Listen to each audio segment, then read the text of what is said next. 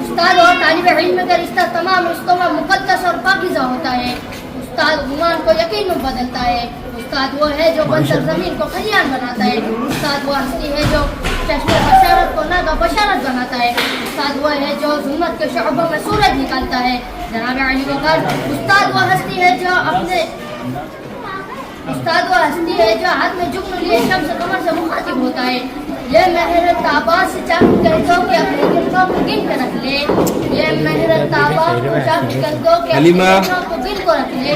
میں اپنے سہرے کے ذرے کو چمکنا سکھا رہا ہوں.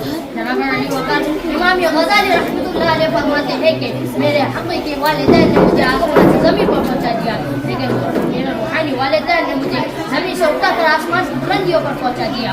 میں اپنے اساتذہ کا دل سے شکریہ ادا کرنا چاہتا ہوں جنہوں نے میری شخصیت کو نکھارا اور مجھے پر اعتماد بنایا کہ میں آپ کے سامنے اپنے خیالات کا اظہار کر سکوں. جناب علی وقار میں آخر میں بس اپنے اساتذہ سے اتنا کہنا چاہوں گا کہ جس طرح سورج کو چمک، چاند کو دمک اور پھولوں کو مہکنے کی ضرورت ہوتی ہے، اس طرح معاشرے کو استاد کی ضرورت ہوتی ہے. بس میں اپنی تقریر میں اشعار پر ختم کرتا ہوں. جن کے کردار سے آتی ہو صداقت کی مہک، جن کے کردار سے آتی ہو صداقت کی مہک، ان کی تدریس سے پتھر بھی پگھل جاتے ہیں. شکریہ. کیا